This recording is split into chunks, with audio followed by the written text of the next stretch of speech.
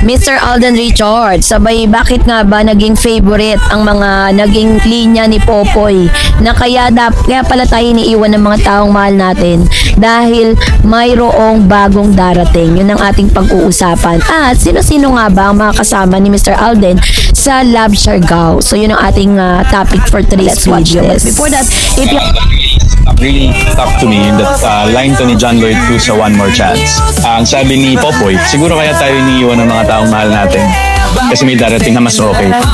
Yung magbabago ng mali natin, yung magpapaganda ng mga araw na.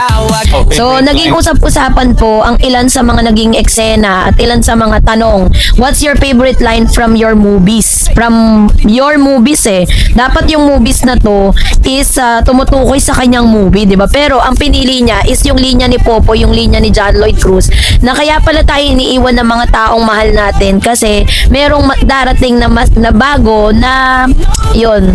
Medyo masakit yung mga linya na yun no? Kaya naman talagang tong mga netizen ay inirelate na naman itong si Tisoy, itong si Mr. Alden Richards kay Miss Catherine Bernardo. Sabi po ng mga netizen dito basahin ko lang yung mga comment nila. Sabi dyan, tama si Cake yun, gagawin ka lang lasinggero ni ayaw niya na sa HLG at HLA. Kung tutuusin, may mga line siya na quotable naman.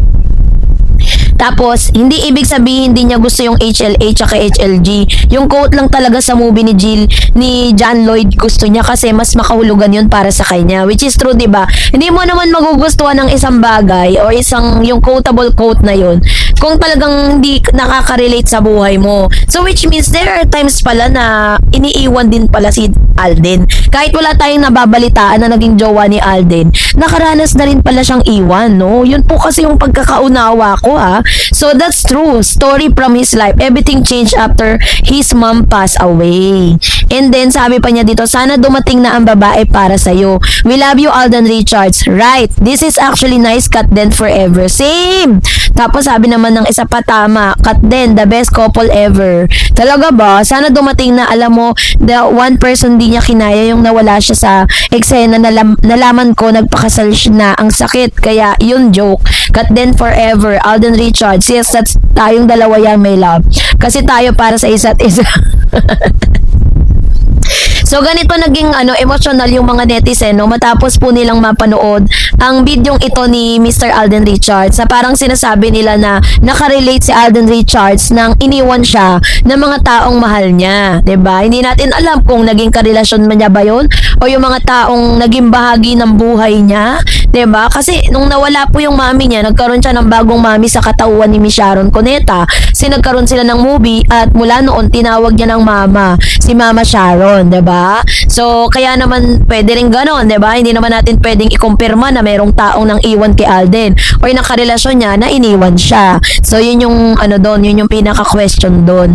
So, ngayon, eto na, pag-usapan na natin kasi meron po siyang bagong proyekto at nilabas na po ng Philippine Daily Inquirer. Kung sino nga ba ang mga makakasama ni Mr. Alden Richards sa nasabing kanyang series na gagawin na Love Siargao. Si Kaylin Alcantara, Jisoo at iba pang artista ay bahagi ng star-studded cast. Isang malaking proyekto ang yayanig sa mundo ng Philippine entertainment ngayong 2026, ang romantic drama series na Love Siargao. Pinangungunahan ito ng dalawang bigating pangalan sa industriya na sina Dean Lustre at Alden Richards. Ngunit hindi lamang silang ang aabangan dahil mas lalo pang pinalakas ang proyekto sa pagdagdag ng mga bagong artista tulad ni Kaylin Alcantara at Jisoo. Kung si Jisoo po ay dadagdag doon, ibig sabihin mawawala siya doon sa kanyang serye. Ayon po sa ulat ng Philippine Star, inanunsyo ng kumpletong cast ng serye ang nagpapakita na hindi ito basta ordinaryong love story, kundi isang ensemble project na puno ng iba't ibang personalidad at kwento. So, sa isang bagong klase ng love story sa Siargao, ang Love Siargao ay isang romantic drama na umiikot sa konsepto na tinatawag na Siargao Curse. Ayon sa alamat, ang sino mang pumunta sa isla ay maaaring manatili roon ng habang buhay o tuluyang umibig. Dito iikot ang kwento ng dalawang pangunahing karakter na si Kara, which is si Nadine Lustre, at si Jao bilang si Alden Richards. Dalawang taong magkaiba ang pananaw sa buhay, ngunit pagtatagpuin ng tadhana sa isla ng Siargao. Ang naturang konsepto ay kakaiba dahil pinagsama-sama nito ang romance, mystery at cultural storytelling. Alam niyo, habang binabasa ko yung backstory nito, sobrang excited na akong mapanood kung ano po yung ipapakita dito ni Alden at ni Nadine. Tsaka ito lang first time pa lang silang magkakasama sa isang project. Kaya naman very exciting, 'di ba? At isa rin sa pinakamalaking highlights ng project ay ang unang pagsasama ni Nadine Lustre at Alden. Si Nadine ay kilala sa kanyang iconic lab team na J-Dean at si James Reid, habang si Alden naman ay sumikat sa Aldab kasama si Maine Mendoza ngayon. Pareho silang lumayo sa lab team formula at mas piniling mag-explore ng solo at matured roles. Sa Love Siargao, makikita ang mga seryosong acting, mas malalim na emosyon at mas realistic na relasyon. Sa mas pinalakas na cast, si Kailin, Jisoo at iba pa, ay hindi lamang umiikot ang kwento sa dalawang bida. Isa sa pinakaabang aspeto ng serye ay ang malawak at diverse na cast. Kabilang na dito si Kailin Alcantara, Jisoo, Chow Bomin, Colin Garcia, Gab Lagman at Kaki Teodoro. Ang ganitong klase ng casting ay nagpapakita na ang proyekto ay hindi lang love story, kundi multi-character storytelling. So, ito rin ay merong tinatawag na international appeal. May halong Korean star power. Kapansin-pansin ang pagpasok ng mga Korean actors tulad ni Jisoo, Chow Bomin. Ito'y malinaw na indikasyon na ang Love Siargao ay may layuning palawakin ng international audience, makasabay sa global streaming trends at makahikayat ng K-drama fans. Sa panahon ngayon, mahalaga ang ganitong strategy dahil mas global na ang panonood, mas malaki ang kompetisyon sa streaming platform. So, ang serye ng isang View Original ay isang kilalang streaming platform sa Asia. Ito ay produced in collaboration with Viva at may planong ilabas sa 2026 at inaasahang may 26 episode. Ang pagpili sa streaming platform ay nagpapakita ng target nito ang mas modern at digital audience.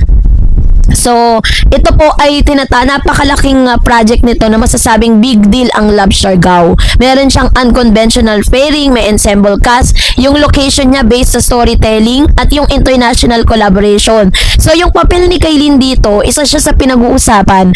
Bagamat hindi pa detalyadong kanyang role, inaasahan na mas magiging mahalaga ang bahagi siya ng conflict. Posibleng may love triangle o emotional. Ganun ba? Parang magkakaroon ng ewan, 'di ba? So, ayaw nating spoil yung kanilang serye, pero panoorin na lang natin. So, that's it for today. For more videos and updates, please don't forget to like and subscribe, and please don't forget to follow my Facebook page, Dar Eds TV and Dar Eds channel. God bless everyone.